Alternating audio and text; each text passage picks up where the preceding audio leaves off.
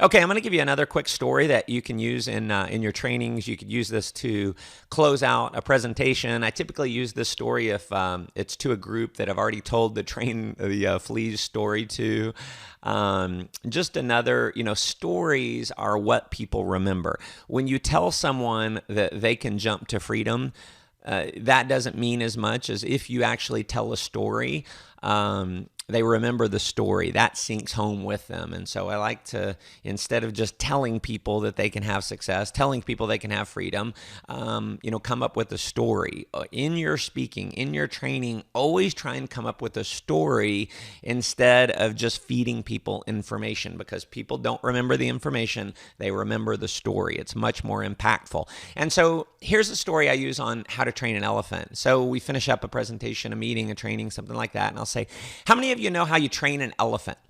Now, I'm going to tell you the story because it's really a metaphor for how a lot of people think about life, and especially, how it can relate to this business.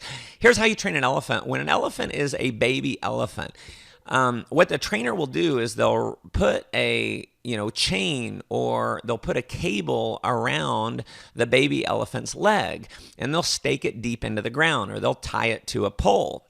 And so the elephant cannot get away. And in fact, when the elephant tries to run around, because it wants to run around and have fun and all this, so the more it tries to, get away, the harder it pulls, the more it hurts. And so the elephant learns to not enjoy that pain.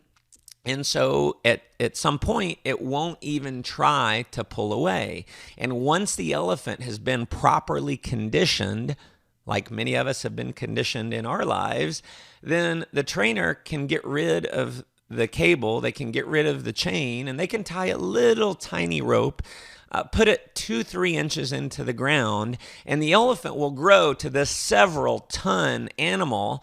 And even though it can easily break the rope, it could easily pull the stake out of the ground, it won't do it.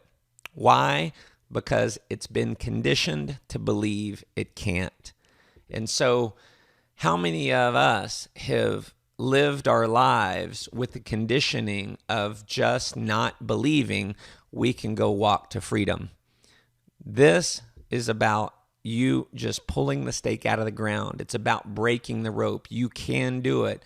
You just have to go walk.